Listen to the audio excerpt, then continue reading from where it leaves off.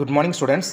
TNPSC general studies 2024 6/1/2024 அன்னைக்கு நடந்த combined engineering சர்வீசஸில் கேட்ட ஒரு மேக்ஸ் கொஷின் பார்க்க போகிறோம். ஃபிபொனாச்சி தொடரில் 7வது மற்றும் 6வது உறுப்புகளுக்கு இடையேயான வித்தியாசம் என்ன? The difference between 7th term and 6th term in the Fibonacci sequence is what அப்படின்னு கேட்குறாங்க.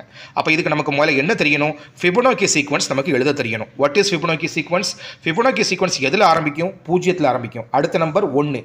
இந்த ரெண்டு நம்பரையும் நம்ம டிஃபால்ட்டாக எழுதிக்கிடுவோம். அதான் பிராக்கெட் போட்டு டிஃபால்ட்டுன்னு எழுதிருக்காங்களா? 0 1. அடுத்த நம்பர் எப்படி எழுதுறது? 0வையும் 1ஐயும் கூட்டினா என்ன கிடைக்கும்? 1 கிடைக்கும். அடுத்த நம்பர் எப்படி எழுதுறது? கடைசி எழுதின 1ஐயும் 1ஐயும் கூட்டினா என்ன கிடைக்கும்? 2 கிடைக்கும். இப்போ கடைசி எழுதின 1ஐயும் 2ஐயும் கூட்டினா 3 கிடைக்கும். அடுத்த 2ஐயும் 3ஐயும் கூட்டினா 5 கிடைக்கும். 3ஐயும் 5ஐயும் கூட்டினா 8 கிடைக்கும். 8ஐயும் 5ஐயும் கூட்டினா 13 கிடைக்கும். 13ஐயும் 8ஐயும் கூட்டினா 21 கிடைக்கும். இப்படி போய்கிட்டே இருக்கும். இதுதான் ஃபிபொனாக்கி சீக்வன்ஸ். அப்போ ஃபிபொனாக்கி சீக்வன்ஸ் 0ல் ஆரம்பிக்க போகுது. கரெக்டாக? அப்போ இதில் ஃபர்ஸ்ட் டேர்ம் என்ன?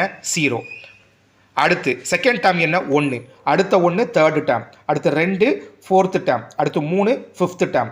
பாக்ஸ்குள்ளே இருக்கிற பிளாக் கலர் பாக்ஸ் போட்டிருக்கோமா? அதில் 5 8 2 நம்பர் இருக்குது. அந்த 5ங்கிறது எத்தனாவது டேர்ம்? 6வது டேர்ம். அந்த 8ங்கிறது எத்தனாவது டேர்ம்? 7வது டேர்ம். கொஸ்டினில் என்ன கேட்டிருக்காங்க? 7வது உறுப்புக்கும் 6வது உறுப்புக்கும் இடையான வித்தியாசம்னு கேட்டிருக்காங்க. அதாவது 8லேருந்து 5 கழிக்க சொல்லியிருக்காங்க. 8லேருந்து 5 கழிச்ச ஆன்சர் என்ன?